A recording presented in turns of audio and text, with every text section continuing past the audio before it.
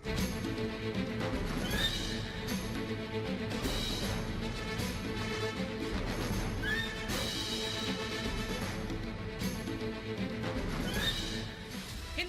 के आसमान में बस एक रंग छाया है, वो है राम रंग। अयोध्या समेत पूरा देश रामलला के लिए 24 दिनों के इंतजार में राम यात्रा पर है। तो राजनीतिक दलों में 24 के लिए चुनावी यात्रा की होड़ मची है। सियासी रोड पर सीटों से लेकर चेहरा बनने के लिए नेताओं में टक्कर हो रही है। इतने सालों से महाराष्ट्र में हमारा 23 का आंकड़ा है और हम 23 सीटें जरूर लड़ेंगे। शिवसेना 23 सीटों की मांग कर रही है, जो उनकी इच्छा हो सकती है। आपस में लड़ते विरोधियों को पीछे छोड़ते हुए मोदी 24 के लिए भगवान राम की नगरी अयोध्या से शंखनाद कर रहे हैं। प्रधानमंत्री कल आएंगे, लेकिन सीएम योगी ने आज ही उनके दौरे की तैयारियों को फाइनल कर दिया। हर तरह से मोदी शो को अविस्मरणीय बनाया जाएगा।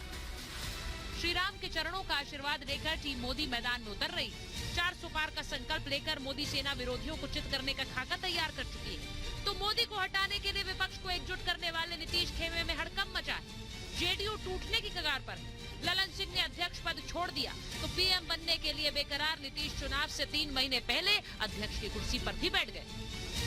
नीतीश कुमार जी जनता दल यू के नहीं, परिवर्तन की चाह रखने वाले सभी कार्यकर्ताओं के और सभी जनता के नेता हैं। नीतीश कुमार जी कभी आरसीपी जी को अध्यक्ष बनाए, कभी ललन जी को अध्यक्ष बनाए, कभी और किसी को अध्यक्ष बनाएंगे, ये उनका दायित्व है।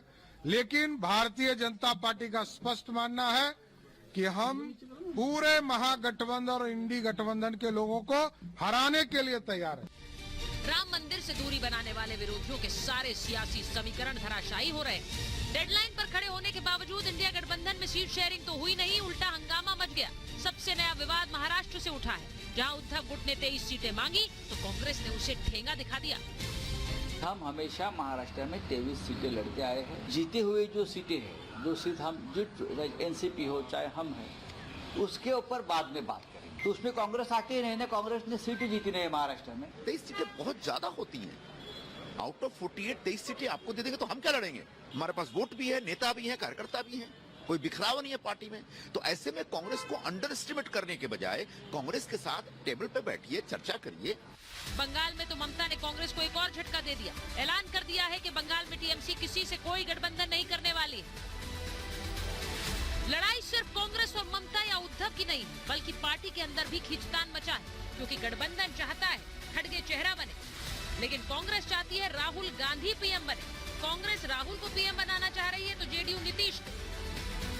उनका स्टेचर इतना है, जो आदमी 20 साल से बिहार जैसे पिछड़े राज्य में जिन्होंने बिहार को संभाला ही नहीं है, संवारा है, सजाया है, तो एक स्वाभाविक रूप में, एक विकल्प के रूप में तो पूरा देश उनको देखता ही है और बिहार विशेषतः देखता है। और देखता है तो बुरा क्या है? हम क्यों नहीं चाहेंगे कि मेरे राज्य का और हमारे नेता प्रधानमंत्री बने। जेडीयू में ललन बनाम नीतीश तो कांग्रेस में राहुल बनाम खड़गे हो रहा है। सोचिए, गठबंधन में पीएम फेस को लड़ाई है, वो तो है ही, लेकिन अब पार्टियों में भी जंग छिड़ गई। ये इंडिया गठबंधन नहीं है, एक घमंडिया गठबंधन है। और इसकी बारात में हर कोई दूल्हा बनना चाहता है, सबको प्रधानमंत्री बनना है।